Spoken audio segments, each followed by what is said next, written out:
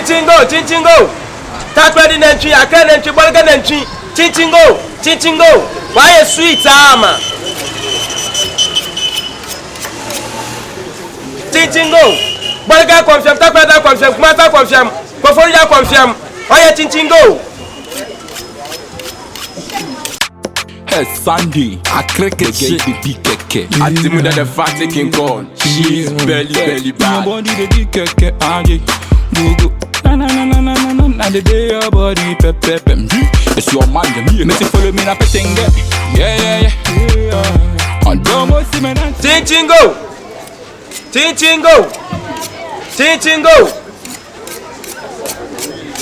Bodogo Nanchi, Takradi Nanchi, Kofodo Nanchi, Kumasi Nanchi. Hey, Chinchingo.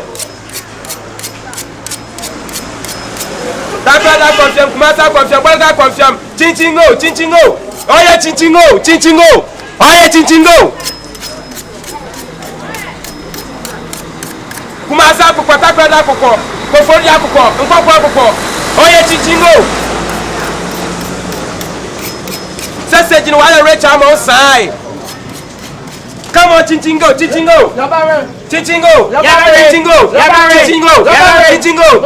Takrada confirm, Kumasa confirm, Bolga confirm, Kofodia confirm, Kai Saka confirm. Oh yeah, Chinchingo. Mama he. Oh, 2 cities. Now when you are 3 cities. We are 3 cities. And I'm 3 cities. Mama man you need. Mama man you need. You never told by president. Abada. Come up. Oh yeah, come up. Jira no.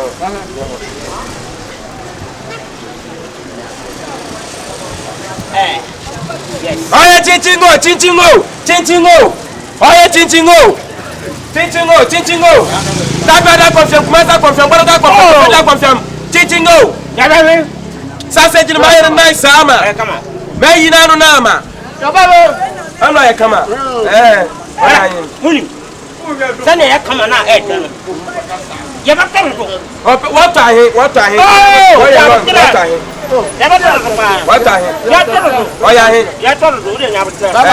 Ya toro ya. E pa kokwa.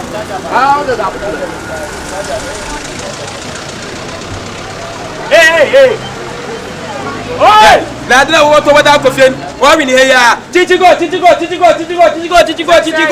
yeah, Chinchingo. Oh, I'm going. Chinchingo. Come on, wo wi na mama. Daba yin na niwe, all wi na mama. Inya sika sebi. Chinchingo nya sika sebi. Hey, what's up? Oh yeah, Chinchingo. Wonzi wenu. Chinchingo. Akukwa ni duwe. Okay, what etimenya de muntwetwe weni so ahenka ho. Muntwetwe weni ahenka ho. Wenu me wona de. Me ni de ma enya sika sebi. Abada. We have a man Mo wona ntwini bibi ni bi wo ho. Se me mo odwe. Na ntwini bibi ni bi. Ma toto bato no me da sha site. E wo bia. Ma me yi ma 20 Ghana. 20 Ghana. It's me you me ye we mo no fan kwa. Ma pe ma yi bi. Ba yina. Ibra.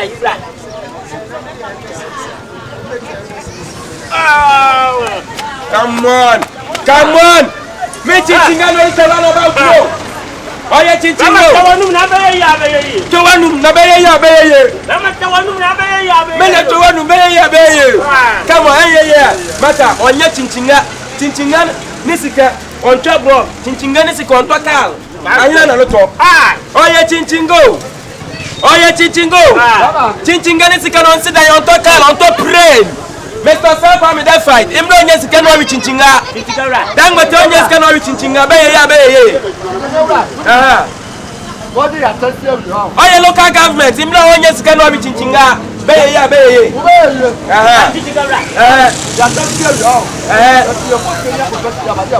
Ma test area timulu ko sia ko pesika no maboto bi. Yes.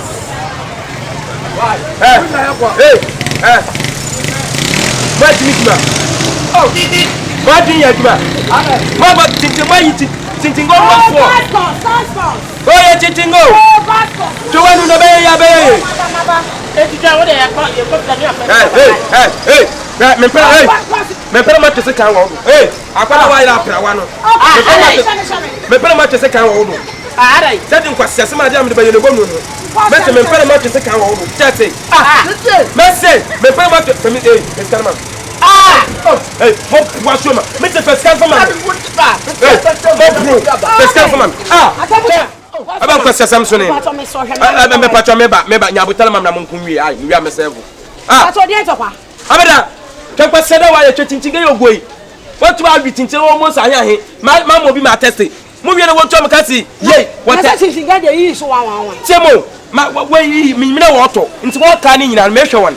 Na ma twa bia ma won wa adwa hwe. Wo ka de wo ko fia ko fesika ba. Abeda sasam ne. Tell me feed there. What come putting that bottle? Any ni si we aka de me pa de. Me bi mpo de. Awa. Me say de mo to. Awa. What come scam am? Your first come say. What come scam am? Come you pa bono. Come you pa bono. You pa bono. Hey, you pa bono. You pa bono. No tell you pa bono. You pa bono. Come you pa bono. I don't know you. Come you pa bono. Come you talk. Come you talk. Come you. Come you. Come you down. Come you down. Hey. Come you talk. You talk. Come Joe. Then when am I? Come you talk. That's all pass one man. Come you talk. Yeah. Come. Come you down. Come. Come. Next time, I made them the monk was assembly. Next time, I made the monk was assembly. The best answer.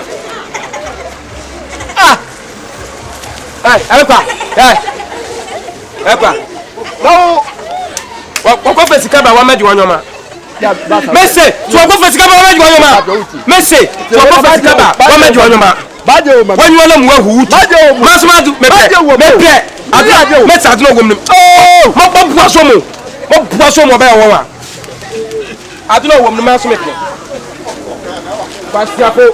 What feel you plan to Chinga, wedge man at Abad? I'm a me sick and one. So, when you want the best hand, I'm to 2 winning number. Focus the same for now, also my baby, no, ya. They pay more metadam, Mamma to Chinga. When you want to patrol, I'm a very Chinga can let them say, I'm going to face Kaba. I feel better. But champagne, one uncle Swata house now, I'm going to try to community being tested. Near Friday, I'm well for you. What next time? Let's have a mammy by you. What's the number? I didn't continue what you part. I've been able to pay no time to Chinga. I'm about to get Chinga, let it in Chinga, as I look for Jacob Escaba. But I feel open up your company, Mamma.